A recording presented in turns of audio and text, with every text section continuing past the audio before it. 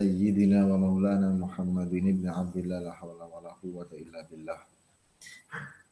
Ini sudah ada 8 atau 9 dengan saya. Semoga teman-teman yang lain bisa segera juga gabung di kelas kita ya. Gimana kabar teman-teman? Pada sehat ya? Alhamdulillah sehat Pak. Dede Herman lagi di mana? Saya masih di perjalanan nih Pak, habis dari menengok orang tua. Sekarang di Bandung Pak. Oke. Kalau di perjalanan ini ya yang fokus. Baik Jadi Pak. pastikan keselamatan perjalanannya. Ya, lanjut Pak. Nabi Amrullah, apa kabar?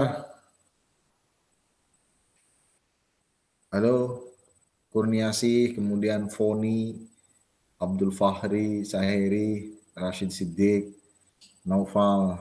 Gimana? Lagi pada di mana semua ini? Lagi di rumah Pak. Oke. Oh, Naufal masih di kantor. Oke, nggak apa-apa. Kita lanjutkan pertemuan ke berapa? Keempat ya? Ketiga sih? Keempat kayaknya. Kemarin kita sempat membicarakan tentang kebermaknaan dari profesi yang kita jalani.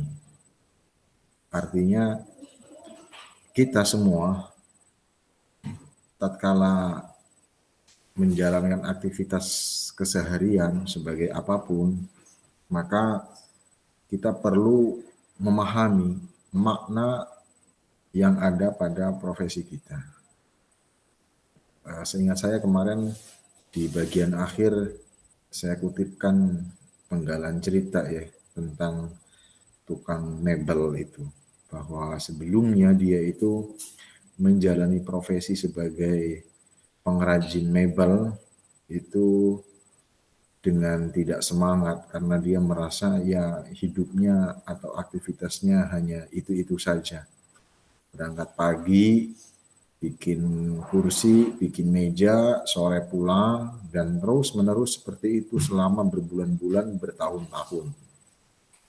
Sampai akhirnya dia merasa jengah, dia merasa bosan, dia merasa karena merasa hidupnya statis begitu, statis dan mekanis.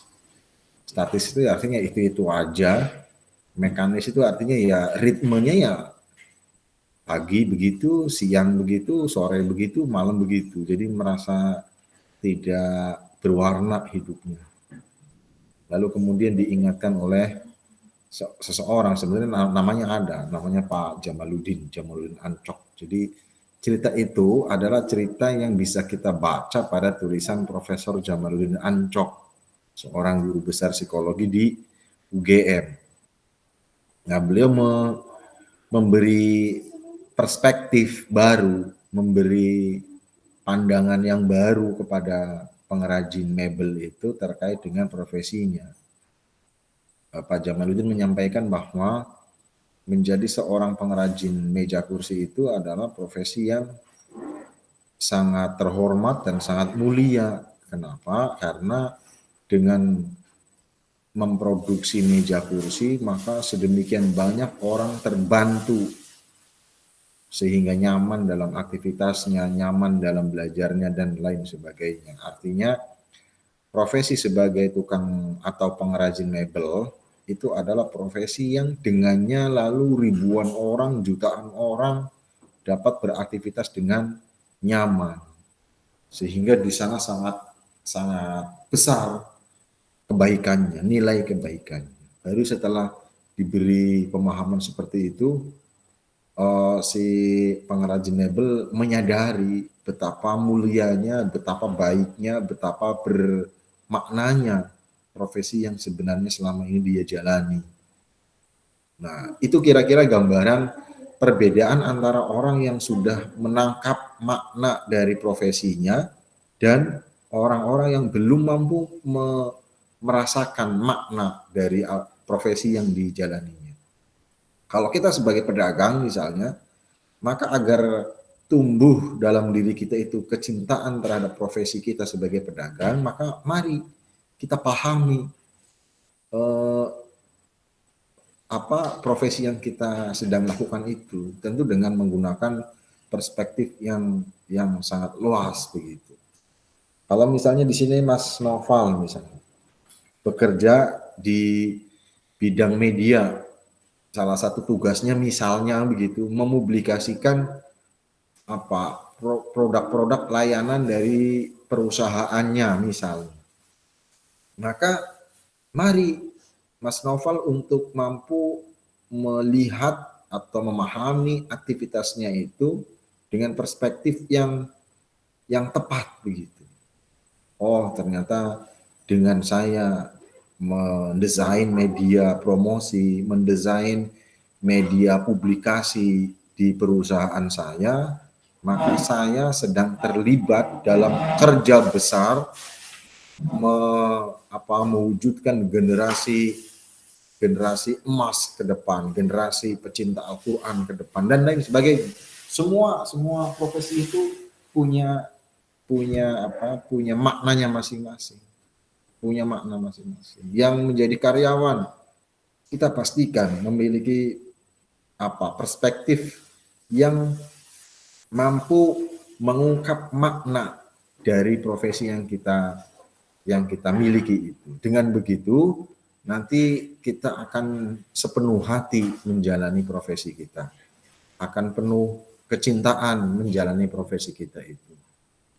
Dan sebagaimana pertemuan awal, mencintai profesi yang kita miliki itu sangat penting untuk kebaikan kita sendiri, untuk kebaikan kinerja kita, untuk kebaikan performa kita dan lain sebagainya. Nah, itu pertemuan kemarin seperti itu. Semoga teman-teman bisa menangkap itu, dan lalu mari kita semuanya memastikan bahwa profesi yang kita miliki hari ini, profesi yang kita jalani hari ini adalah profesi yang kita berharap dengan profesi itu kita memperoleh kebaikan, memperoleh kemuliaan, memperoleh kesejahteraan, memperoleh kebaikan dan sebagainya. Apalagi kita sebagai kaum beriman tentu saja profesi yang kita jalani harus memiliki aspek-aspek religius. Misalnya saya sebagai karyawan, maka orientasi kita tidak boleh hanya untuk mencari uang. Tidak cukup di situ saja. Tapi kita juga harus mampu memberi makna bahwa dengan saya berprofesi sebagai karyawan, sebagai apa, maka saya sedang terlibat dalam kerja besar memenuhi kebutuhan umat manusia di bidang ini. Misalnya saya karyawan, misalnya begitu ya, saya karyawan di perusahaan yang membuat sepatu. Nah, mari kita memandang profesi kita itu tidak melulu hanya mencari uang. Ya, mencari uang tentu saja bagus, bernilai ibadah dan lain sebagainya. Tetapi kita juga harus menyibak makna dari aktivitas kita bekerja sebagai pembuat sepatu. Misalnya dengan kita bekerja di perusahaan yang memproduksi sepatu, maka kita sedang terlibat dalam pemenuhan kebutuhan umat manusia dalam kaitannya dengan sepatu. Ini kan punya nilai lain. Tidak hanya, sekali lagi, tidak hanya urusan untuk mendapatkan salary begitu. Ini menurut saya sangat penting agar perspektif ini menjadi kekhasan kita.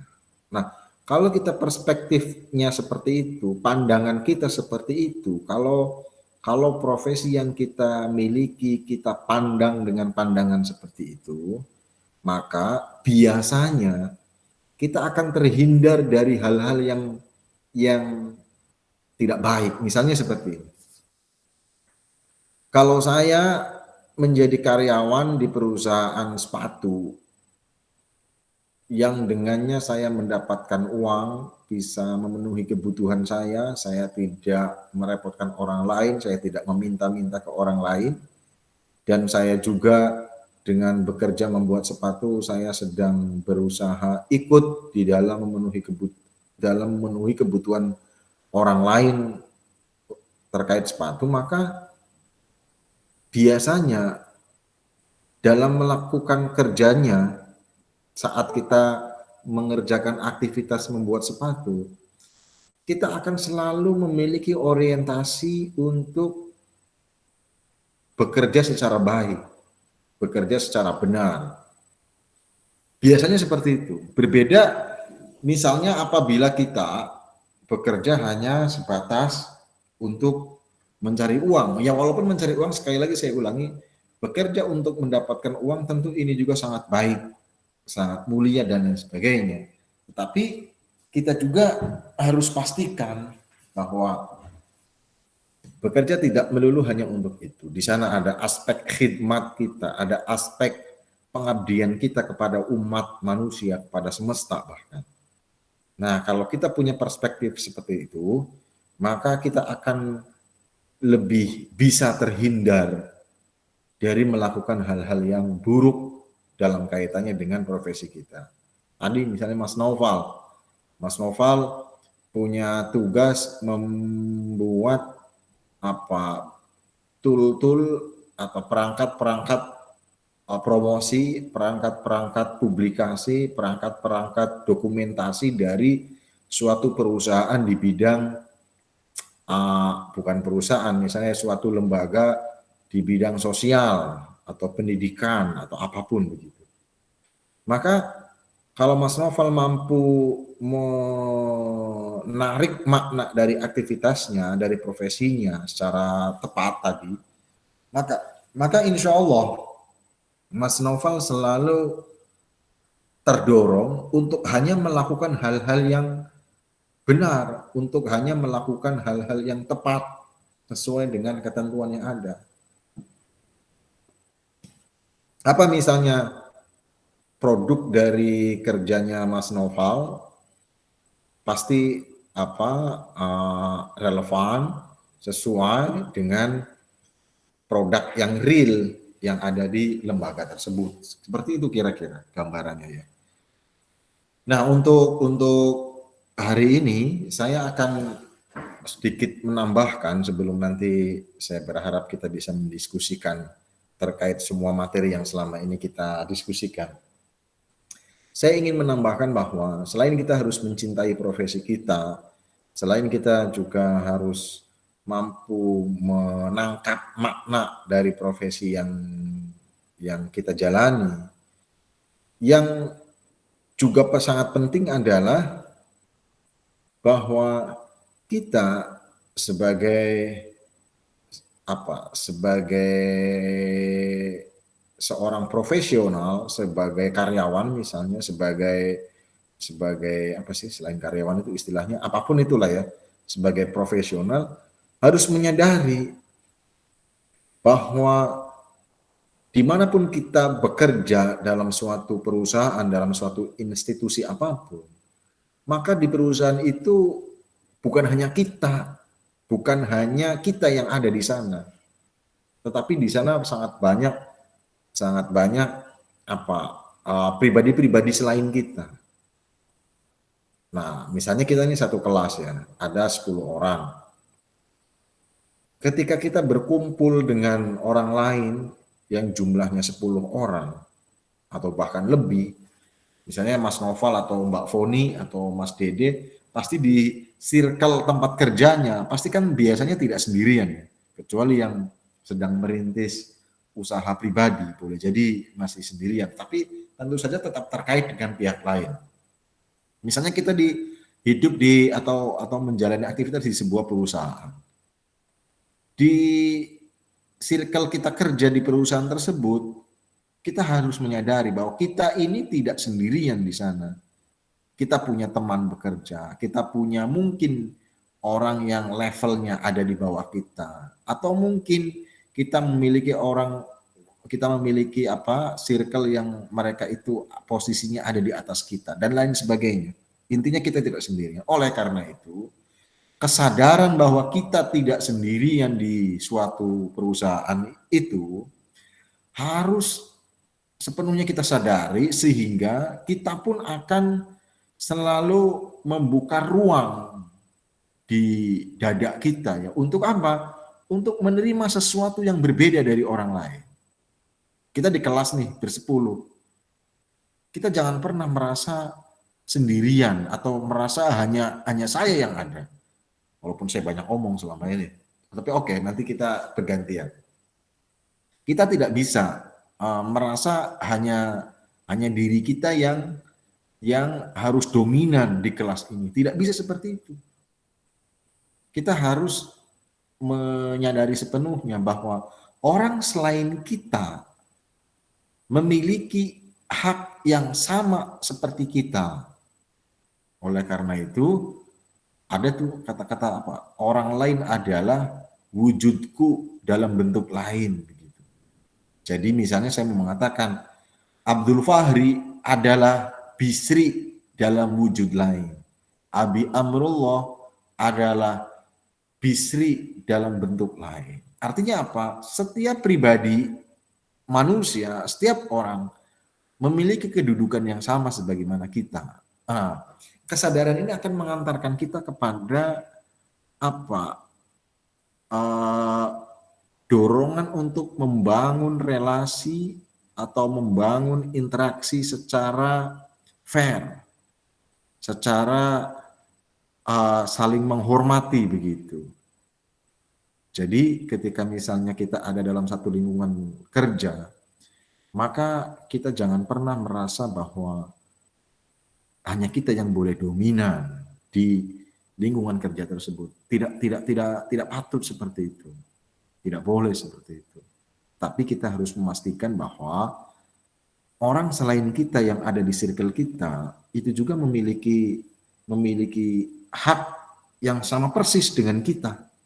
Oleh karena itu, kesadaran ini sekali lagi akan mengantarkan kita kepada sikap legowo, sikap menerima perbedaan, sikap untuk siap untuk belajar kepada orang lain, sikap untuk menerima koreksi dari orang lain. Nah, ini yang kadang tidak semua orang siap. Saya ulangi, tidak semua orang siap untuk belajar kepada orang yang ada di sekitarnya. Dan tidak semua orang juga siap untuk dikoreksi oleh orang lain yang ada di sekitar kita. Nah, ini bahaya kalau kita sampai tidak mau dikoreksi. Oleh karena itu, sekali lagi, selain tadi ya, kita harus mengembangkan kompetensi kita harus mencintai profesi kita harus menangkap makna yang tersimpan dalam profesi kita juga harus menyadari bahwa kita tidak ada dalam suatu perusahaan itu sendirian, tidak sendirian. Kita ini tidak sendirian. Misalnya Saheri di lingkungan kerjanya harus menyadari bahwa partnernya di dalam bekerja, teman sebelahnya, teman depan, kanan kiri, misalnya seperti itu mereka adalah partner kita yang sepadan dengan kita, yang mereka punya hak juga sebagaimana hak kita, mereka juga punya kewajiban sebagaimana kewajiban kita. Sehingga ini kesadaran ini harapannya adalah kita mampu bertindak, berbuat, bersikap, berucap secara proporsional. Secara proporsional. Proporsional itu sesuai dengan kadarnya, kadar yang kita miliki begitu. Tidak melebih-lebihkan dan tidak mengurang-urangi, kira-kira seperti itu. Sehingga nanti dengan sikap seperti itu, maka biasanya kita akan mudah diterima oleh lingkungan kita. Kenapa? Karena kita tidak akan menunjukkan sikap yang egois, tidak akan menunjukkan sikap yang paling dominan, Dominan itu paling apa? Ya, dominan itu apa sih? Mendominasi itu sikap di mana di mana satu kelompok itu pengennya kita terus representasinya, begitu. Jadi seolah-olah hanya kita yang mampu, begitu. Padahal orang selain kita pun harus punya ruang kesempatan yang sama. Nah, kalau kita mampu seperti itu, maka akibatnya kita akan diterima oleh circle kita. Kita akan akan nyaman di dalam membangun komunikasi dan interaksi dengan sesama kita. Misalnya Mas Noval punya teman A, B, C, D, siapa begitu ya. Ya sudah, teman yang ada di sekitar kita itu adalah partner kita yang akan memberikan koreksi kepada kita yang dalam satu kesempatan lain kita akan memberikan koreksi kepadanya. Dan itu hal yang wajar begitu. Pasti teman-teman kalau kebanyakan kan ini sudah pada bekerja. Kita ini di lingkungan kerja kita pasti kita tidak nyaman kalau ada orang atau teman kita yang merasa dominan. Karena itu merugikan kita, merugikan perusahaan dan akan merusak lingkungan kerja kita. Nah, oleh karena itu satu hal yang harus juga kita perhatikan bahwa kita jangan merasa paling lebih begitu. Nah, ekspresi kita merasa paling lebih itu biasanya adalah sering apa yang disebut oleh orang sebagai apa? One man show. Apa-apa seolah-olah hanya dia yang mampu begitu. Misalnya job description-nya sudah jelas, SOP pekerjaannya sudah jelas, tetapi kita pengennya ngangkangi hak-hak kerjaan orang lain. Nah, ngangkangi itu artinya apa sih? Jadi harusnya SOP ini dilakukan oleh pihak tertentu, tetapi kita karena merasa paling tahu, ya sudah biar saya saja. Nah, sikap seperti itu yang harus kita hindari. Itu yang saya sampaikan dan saya berharap teman-teman bisa semuanya memberi respons. Respons itu apa saja, misalnya penolakan juga boleh. Oh, saya nggak setuju di bagian ini, boleh, nggak apa-apa. Kemudian pertanyaan juga boleh dan lain sebagainya. Nah, ini ada dari teman kita, Saeri, bagaimana cara menghadapi rekan kerja yang suka cari muka sama atasan, bahkan kerjaan kita disalah-salahkan.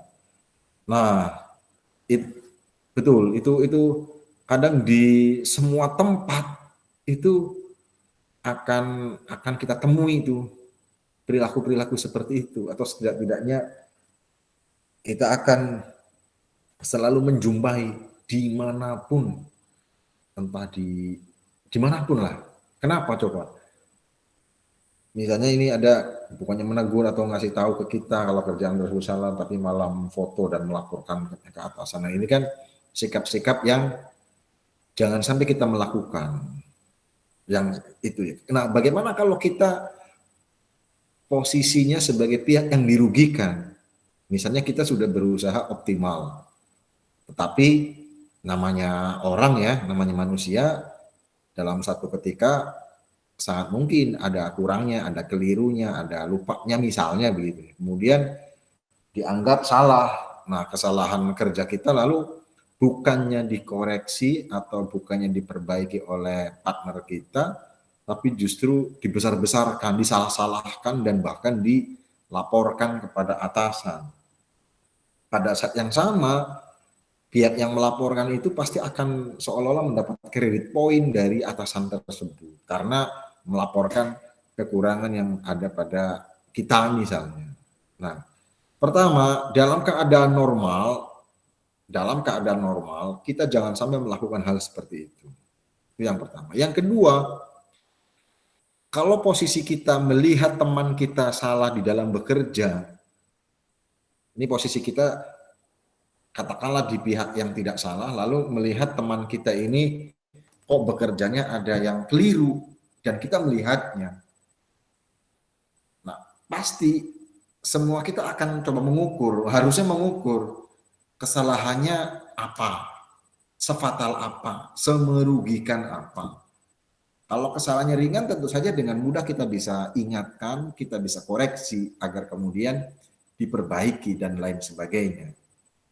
Nah, tapi kalau kesalahannya itu fatal dan terlebih prinsip, hal-hal yang pokok, kemudian terlebih merugikan perusahaan, maka kita harusnya bukan langsung melaporkan atau seperti apa, tapi kita kembali kepada aturan yang ada di perusahaan itu.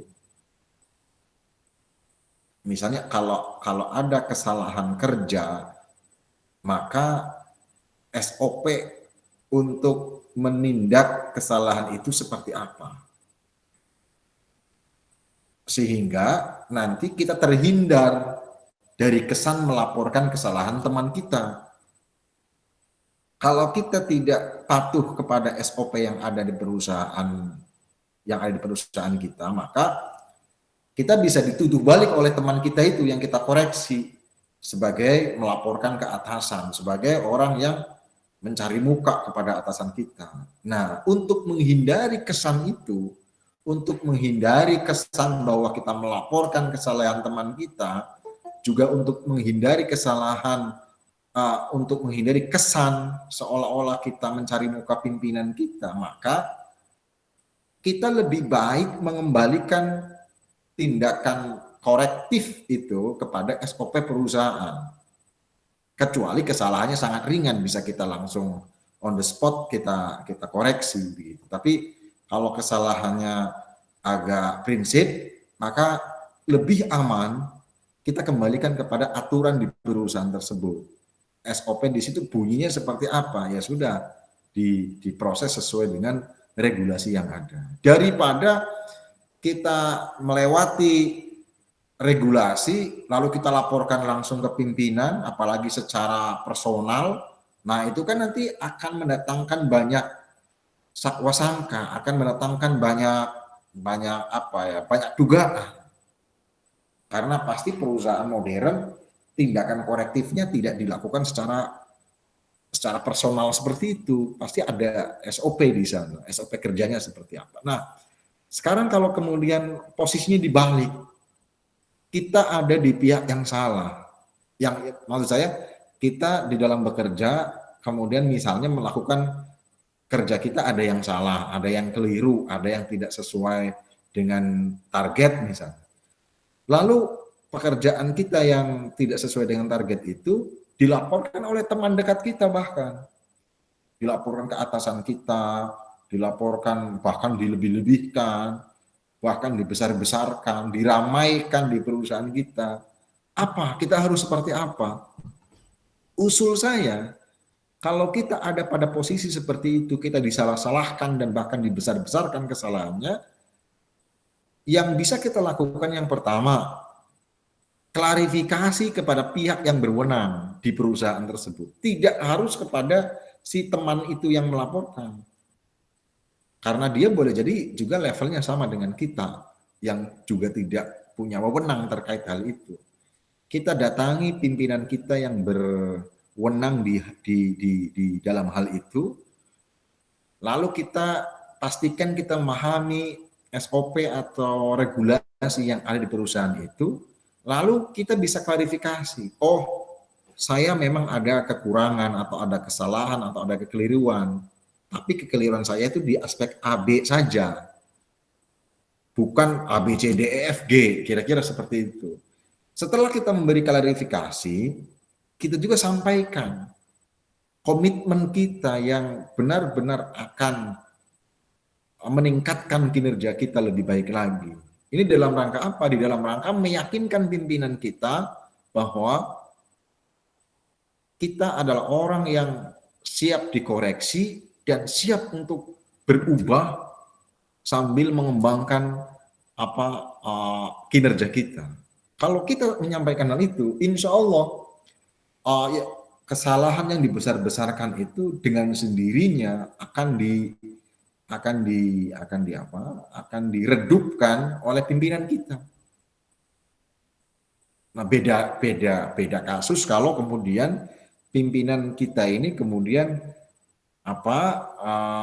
tidak fair, hanya memang mau mendengarnya dari teman kita saja. Tapi saya selalu meyakini bahwa perusahaan yang modern, lembaga apapun yang baik, maka perusahaan itu akan selalu menjadikan aturan sebagai panglimanya.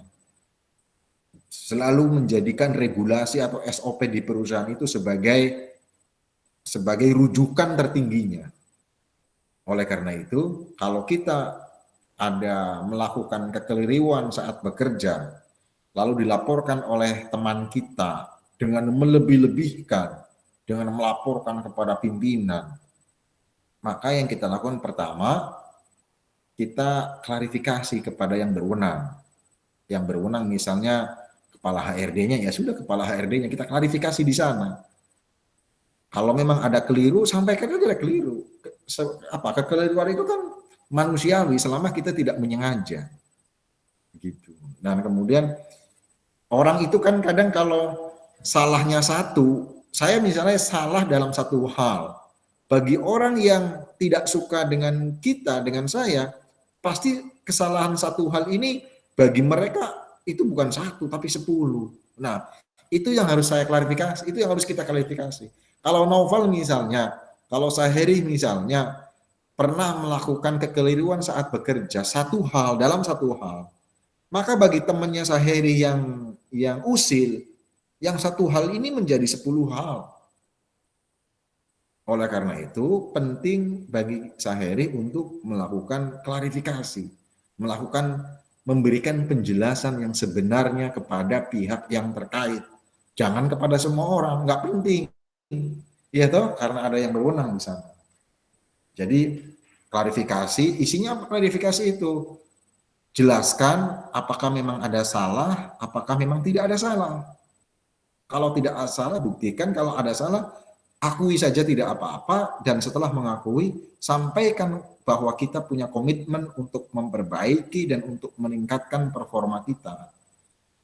Itu mungkin ya, Mbak Saheri.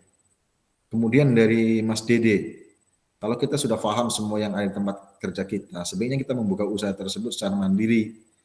Ya, jadi kita tidak, iya, apakah misalnya saya sekarang bekerja di Stimik, ya kan? Lalu kemudian saya mau tidak mau sedikit banyak tahulah misalnya tentang Stimik, bagaimana cara ngelolanya dan lain sebagainya. Maka apakah pengetahuan yang kita miliki terkait perusahaan sekarang kita berada itu menjadikan kita perlu membuka usaha sendiri.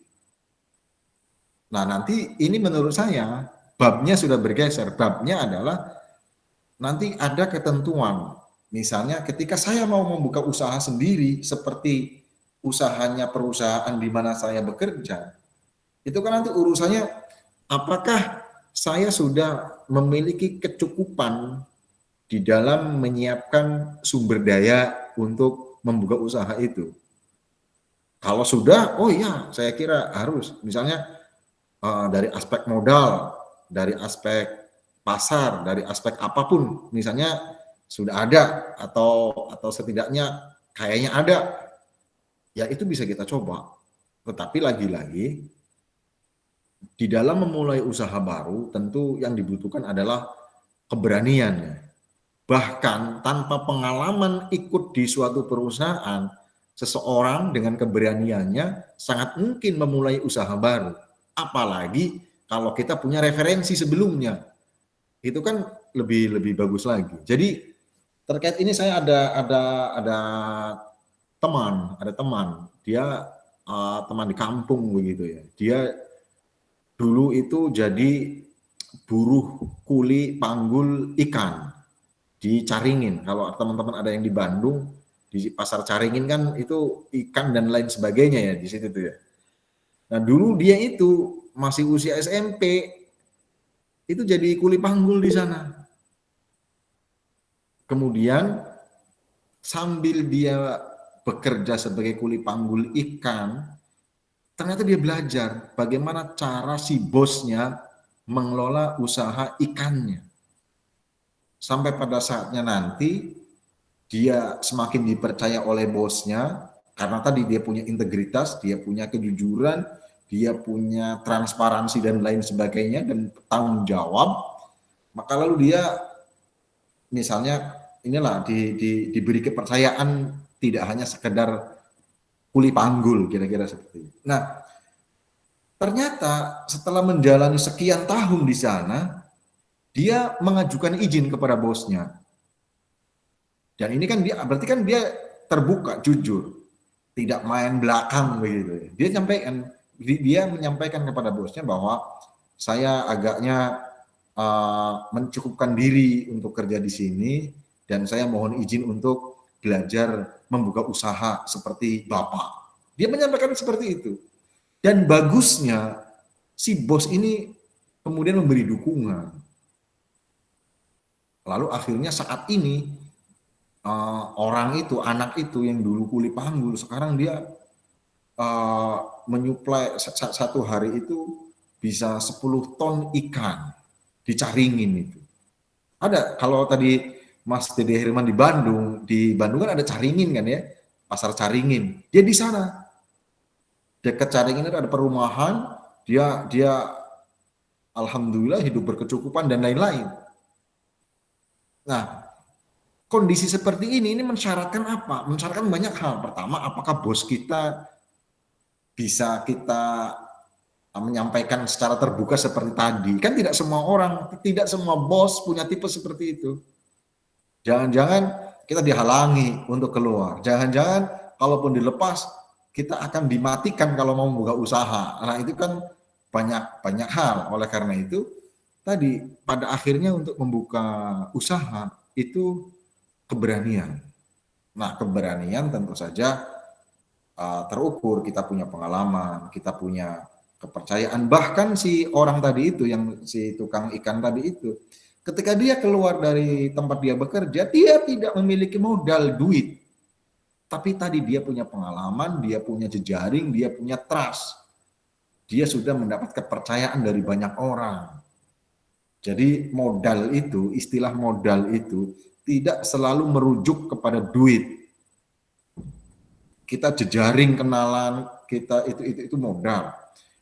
Orang percaya kepada kita itu modal.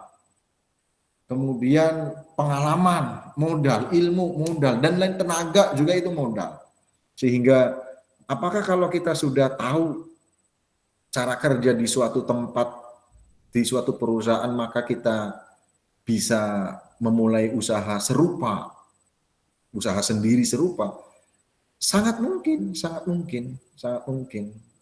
Dan usul saya, mumpung masih muda, ini kan teman-teman kan masih pada muda ya, muda-muda. Tadi segerakan keberanian untuk membuka usaha. Bagaimana kalau belum berhasil? Tidak usah bertanya begitu.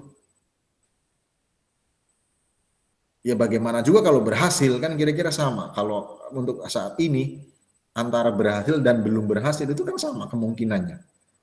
Kalau kita belum membuktikan begitu, dia selamanya akan dibebani oleh pikiran apakah berhasil, apakah dan selalu seperti itu. Oleh karena itu, pertama, kalau kita sudah punya pengalaman di suatu perusahaan, kita bisa juga membuka usaha lain, mau perusahaannya sama dengan perusahaan yang kita bekerja, ataupun membuka usaha atau memulai buka usaha dengan bisnis yang berbeda. Yang penting kan tata kelolanya seperti apa ya di perusahaan tempat saya bekerja. Oh seperti itu. Oke, saya akan saya akan usaha lain, tapi tata kelolanya akan meniru seperti itu misalnya. Itu. Jadi, nah kemudian ini misalnya kalau kita usaha belum maju sudah banyak yang ini yang nggak suka misalnya. Ya ini pertama seperti ini. Pertama, ini kan juga tidak otomatis ya kondisi seperti itu bahwa di Indonesia suka buka usaha maju sedikit langsung ada yang tidak suka, tidak serta merta begitu. Pertama, kalau posisi kita sebagai orang yang teman kita berusaha, ya pastikan kita tidak sirik dengan teman kita yang sedang berusaha itu. Iya kan? Kadang kan kita selalu memosisikan diri kita sebagai yang dizolimi, iya kan? Kita usaha, nanti teman kita sirik. Atau jangan-jangan sebaliknya, teman kita lagi usaha maju, kitanya yang sirik, iya kan? Nah, oleh karena itu, pastikan kita kalau memiliki teman yang sedang berusaha dan usahanya maju, pastikan kita tidak sirik, pastikan kita tidak iri dengki. Itu yang pertama. Yang kedua, kalau kita kemudian yang posisinya lagi berusaha, bisnis misalnya, dari mulai bisnis kecil-kecilan, terus berkembang besar, lalu melihat ada teman kita yang sikapnya berbeda, yaitu tidak usah terlalu dipikirkan. Iya toh, kenapa kita harus memikirkan kesirikan orang lain terhadap kita? Itu kan bukan urusan kita. Urusan kita adalah fokus saja bagaimana kita membesarkan usaha kita. Jadi biarlah orang punya anggapan seperti apa, biarlah orang tetangga, saudara punya kedengkian terhadap usaha kita, ya sudah biarin saja, itu bukan urusan kita. Urusan kita adalah mari kita pastikan usaha kita berhasil.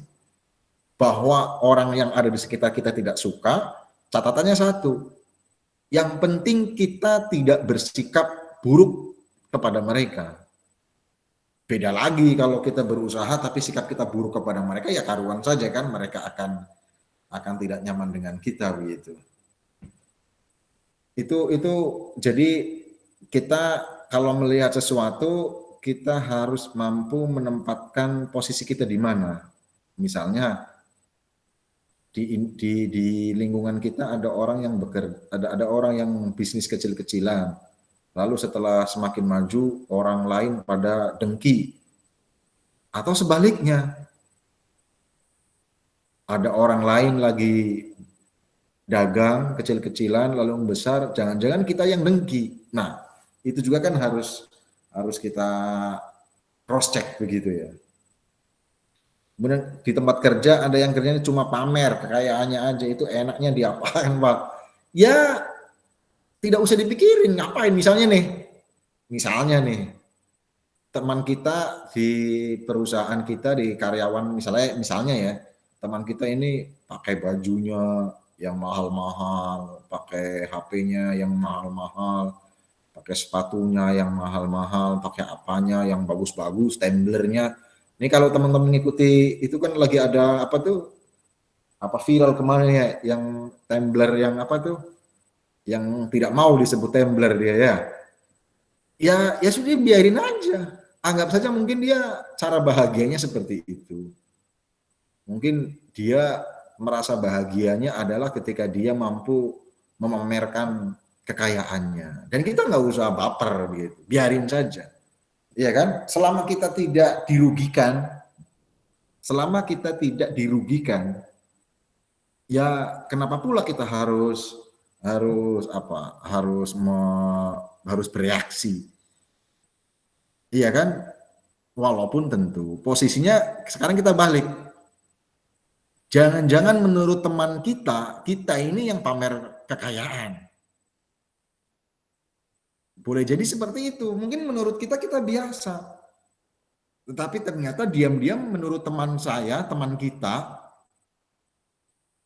sikap kita, apa yang kita kenakan, busana kita yang kita pakai, ternyata menurut mereka kita ini pamer. Nah, kalau seperti itu, kenapa itu bisa terjadi?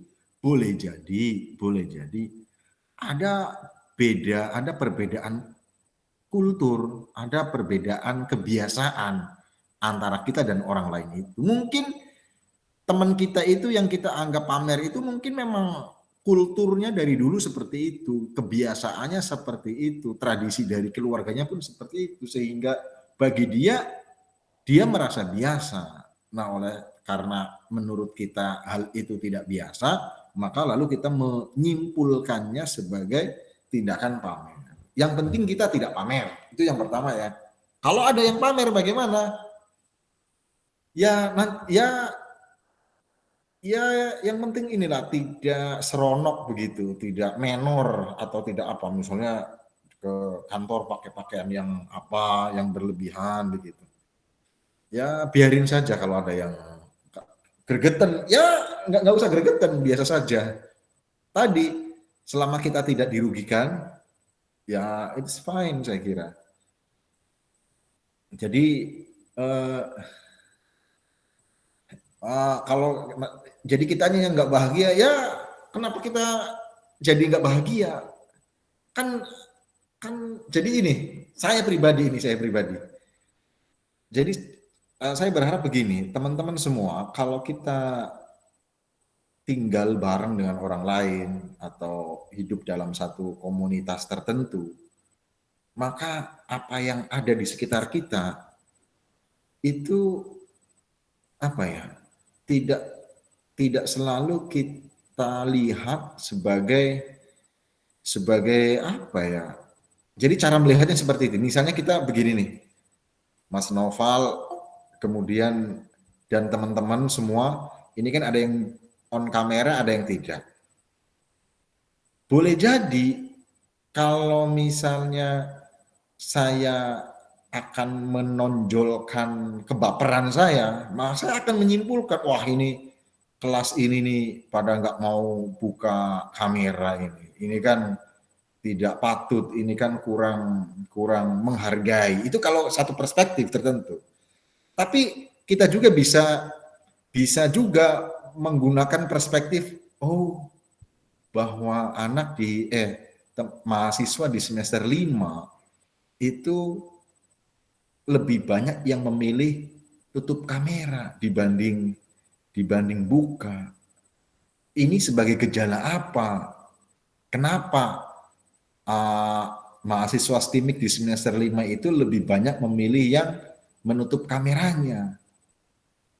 Nah ini kan lain kesimpulannya dengan yang pertama tadi toh. Kalau kesimpulan pertama itu seolah-olah saya baper. Wah ini dari 10 orang yang buka cuma 1. Wah ini kayaknya yang lain kurang mempedulikan, misalnya begitu ya. Saya kan tidak pernah beranggapan begitu. Itu satu kesimpulan satu. Atau saya mau pakai perspektif lain yang lebih memantik untuk saya berpikir. Misalnya begini tadi, dari 10 orang semester 5 di kelas ini, kenapa yang membuka kamera hanya 3? Ada fenomena apa? Kenapa mereka lebih memilih untuk menutup kamera? Nah ini kan justru perspektif yang terakhir ini kan memantik saya untuk berpikir, kenapa? Apakah ada satu hal tertentu yang menjadikan mereka lebih memilih menutup kamera? Nah, sama dengan ketika melihat teman kita sepatunya pakai yang mahal-mahal. Kalau main sepedanya yang 30 juta, sepatunya pakai yang 5 juta, bajunya yang 12 juta, misalnya begitu. Nah, kalau kita mau menyimpulkan, wah ini orang teman saya ini pamer sekali ini. Itu kan salah satu opsi ya, salah satu pilihan kesimpulan. Wah ini teman saya pamer sekali dia, sok-sokan banget dia. Atau kita mau ganti kesimpulan kita. Dia ini kalau main ini, kalau ke sekolah, kalau ini pakainya begini. Kira-kira kenapa ya? Apa latar belakang dari orang tersebut sehingga dia punya kebiasaan seperti itu? Dari ruang berpikir apa? Dia berpikirnya seperti apa sehingga baju yang dikenakan, sepatu yang dipakai itu seperti itu. Nah, itu kan lebih tidak menjudge bahwa dia itu pamer dan lain sebagainya. Kenapa coba? Kenapa kita perlu menghadirkan perspektif yang lain? Karena jangan-jangan teman kita yang kita anggap sebagai pamer, dia sendiri tidak jauh dari berpikiran untuk itu. Mungkin siapa tahu dia memang orangnya polos, memang dari keluarga yang sudah terbiasa mengenakan hal seperti itu. Bagi mereka, ya inilah standar dia. Dan ini bukan soal sombong. Nah itu. Nanti dianya santai-santai saja, kitanya yang kesel. Nah itu kan ini ya. Yang penting satu, yang penting bukan kita yang sombong, bukan kita yang pamer. Kalau memang ada indikasi kuat bahwa teman kita itu pamer, ya sebagai teman tentu kita harus pelan-pelan mengingatkan. Ayolah kita main yang biasa saja, bajunya yang biasa saja. Tapi juga tadi, jangan-jangan pesan itu kita sampaikan karena kita belum bisa seperti itu. Jadi ya santai saja lah saya kira. Mau dia pamer, mau apa, anggap saja dia nggak pamer lah. Jadi menghilangkan beban pikiran sendiri begitu, nggak perlu begitu. Iya.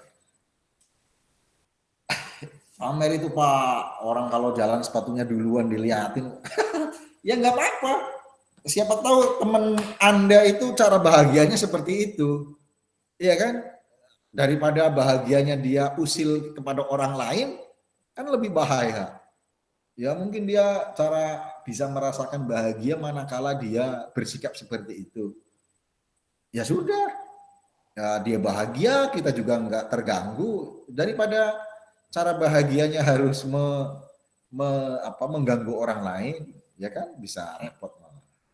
Saya kira seperti itu. Saya udah sekurang-kurangnya. Ini kan ngobrol ini ya, kita sharing aja. Boleh. Yang lain boleh nimbrung. Silakan. Siapa yang mau bicara lebih dulu? Silakan. Itu Mas Abdul Fahri angkat tangan, Pak. Oh iya, mangga. Silakan Mas. Waalaikumsalam, silakan. Ini saya mau bertanya Pak Ustadz, yang tadi penjelasan Pak Ustadz tuh yang tentang pengusaha ikan yang Bapak Jamaluddin itu, dia usahanya itu dimodalin dari temennya apa dari orang tuanya Pak Ustadz? Nah itu pertanyaan saya Pak Ustadz. Terima kasih Pak Ustadz. Oke, jadi yang tadi yang usaha ikan itu real, itu orangnya ada. Jadi tadi saya sebut dia itu teman saya di kampung. Dia tidak meluluskan SMP, bahkan dia hanya lulus madrasah ibtidaiyah atau SD. Karena kondisi memaksa dia harus mandiri, maka dari kampung dia hijrah ke Bandung. Hijrahnya pun dia masih menggunakan baju SMP kelas 1. Dia keluar sekolah karena dulu kan sekolah bayar ya, dan mungkin dari aspek ekonomi kurang. Jadi dia tadi kuli panggul ikan di Pasar Caringin. Setelah sekian tahun, mungkin ada berapa tahun lah, cukup lama ya, 10 tahun lah ada ngikut bos begitu dengan gaji yang sangat rendah. Nah, ketika dia memutuskan untuk berusaha sendiri, usaha ikan sendiri, yang dia punya duitnya itu 1 juta. 1 juta bukan dulu banget ya, masih paling berapa, 7 tahun yang lalu. Artinya kan 1 juta 7 tahun lalu kan juga tidak terlalu besar begitu. Tapi modal apa yang dia miliki sehingga dia berani membuka usaha, keluar dari bekerja ke orang lain, dan dia mampu survive dan berkembang hingga saat ini? Ternyata modal yang paling besar dia miliki adalah 2. 1, kepercayaan orang lain, karena ketika dia masih bekerja, kan dia kerjanya di pasar, di ikan juga. Orang-orang yang pada mau beli ini sudah mengakui kredibilitas dari orang tersebut, kejujurannya, tepatan waktunya, kalau ngomong inilah tepat begitu, sehingga orang percaya.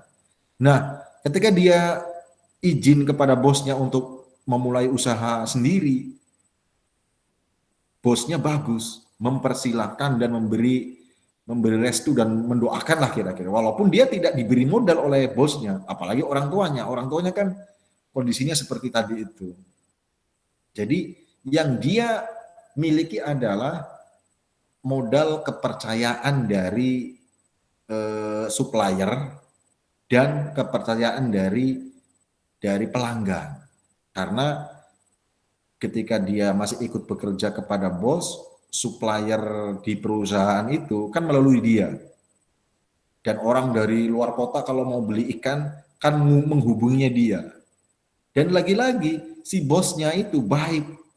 Dia mempersilahkan menggunakan jejaring yang dimiliki oleh bosnya itu untuk dia mengembangkan usahanya sehingga dia bisa berkembang dan hingga saat ini.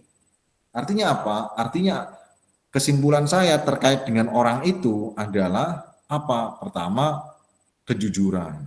Kedua, loyalitas. Dia itu loyal kepada bosnya sampai bosnya itu sepenuhnya mempercayai dia. Loyal itu apa sih? Taat gitu ya. Pokoknya nurut banget dengan bosnya sehingga bos pun apa ya tersentuh begitu bahwa dia menunjukkan dedikasinya, kesungguhannya, tanggung jawabnya, kejujurannya, loyalitasnya. Nah, kalau kita sudah seperti itu, kita sudah loyal, kita sudah apa dedikasinya sudah baik, tanggung jawab, jujur dan lain sebagainya, maka saya yakin setiap orang, semua orang itu menyukai orang yang seperti itu. Loyal, disiplin, jujur, tanggung jawab. Semua orang menyukai. Semua perusahaan menyukai orang-orang seperti itu. Menyukai karyawan seperti itu. Dan orang seperti itu, ketika dia mau keluar dari perusahaan, pasti perusahaan akan mencegahnya. Karena perusahaan tahu persis kalau dia keluar, maka aset perusahaan tersebut artinya ada yang keluar, aset berharga kan. SDM itu aset yang paling berharga dari sebuah perusahaan. Apalagi kalau SDM tersebut tadi loyal, disiplin dan lain sebagainya. Nah, tetapi tadi si orang itu ketemu dengan bos yang baik sehingga mengizinkan untuk membuka usaha dan akhirnya begitu. Nah, kalau saat ini kita lagi bekerja di perusahaan orang, maka mungkin kita bisa meningkatkan loyalitas kita, dedikasi kita, kredibilitas kita, ya tanggung jawab, disiplin, jujur dan lain sebagainya lah yang bangsa-bangsa begitu. Kalau kita sudah menunjukkan itu, kemungkinannya bisa dua, kita dinaikkan penghargaannya. Kalau tidak, ya kita bisa ambil pilihan misalnya kalau tadi sudah kita anggap sebagai ini sudah waktunya, kita bisa memulai usaha baru. Begitu kira-kira. Kalau yang tadi Abdul Fahri bertanya soal tadi itu ada itu kalau teman-teman suka ke Bandung, di sana ada Pasar Caringin namanya.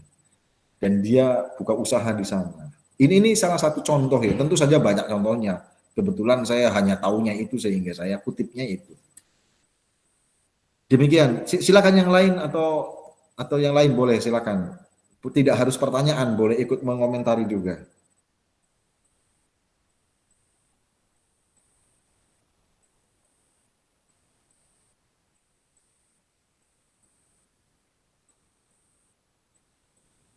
Halo? Oke, kalau sudah tidak ada yang komentar, maka saya akan menyampaikan bagian akhirnya bahwa pertama kita perlu setelah hari ini kan kita belajarnya tentang bahwa kita perlu menyadari sepenuhnya bahwa tatkala kita bekerja di suatu perusahaan, kita sedang berada dalam satu komunitas yakni komunitas perusahaan itu. Nah, namanya kita hidup di satu komunitas, kita tidak boleh memaksakan diri kita untuk selalu dominan di komunitas itu. Yang yang paling penting untuk kita lakukan di komunitas kita berada adalah tunjukkan kemampuan kita secara maksimal, tunjukkan loyalitas kita secara maksimal, kemudian rasa tanggung jawab kita juga kita harus mampu menunjukkannya secara optimal. Sehingga kalau kita sudah seperti itu, kita loyal, kita penuh dedikasi, penuh kejujuran, penuh dan lain sebagainya, dan penuh kebaikan itu, maka saya yakin kalau kita menunjukkan performa terbaik kita dalam semua aspeknya, maka alam pun akan mendukung kita begitu. Pasti itu. Tidak ada balasan orang yang berbuat baik kecuali kebaikan. Itu harus kita yakini. Lalu pernah ada teman mengatakan bahwa apakah saya sudah maksimal tapi tidak mendapat penghargaan yang proporsional begitu. Bukan tidak mendapatkan penghargaan yang proporsional, saya yakin, tetapi sebentar lagi itu, atau belum untuk saat ini. Tapi saya yakin, yang penting kalau kita status kita adalah karyawan di sebuah perusahaan atau sebuah lembaga apapun, maka tunaikan semua tugas kita secara maksimal. Itu saja. Kita loyal, kita disiplin. Bagaimana kalau teman-teman kita tidak disiplin, tidak loyal? Itu urusan mereka. Itu jangan pernah kita melihat kesalahan orang lain lalu menjadi alasan kita untuk ikut salah. Jangan pernah itu. Misalnya nih, teman kita harusnya di perusahaan mewajibkan masuk jam 8. Lalu teman-teman kita masuk pada jam 9, setengah 9. Itu kita jangan sampai karena orang lain masuk jam 9, lalu kita juga masuk jam 9. Jangan pernah lakukan itu. Karena itu pasti akan mendowngrade diri kita itu. Kita tetap harus disiplin. Jam 8, jam 8. Jangan karena orang lain berbuat salah, maka lalu kita ketika berbuat salah merasa biasa saja. Jangan pernah itu. Karena sekali lagi itu akan menurunkan grade kita, menurunkan kelas kita. Pastikan kita itu pribadi yang sangat disiplin, yang sangat bertanggung jawab, yang sangat loyal, yang sangat dedikatif begitu. Dan kalau kita sudah maksimal seperti itu, tinggal tunggu waktu saja, kebaikan akan bertubi-tubi menghampiri kita. Kira-kira seperti itu.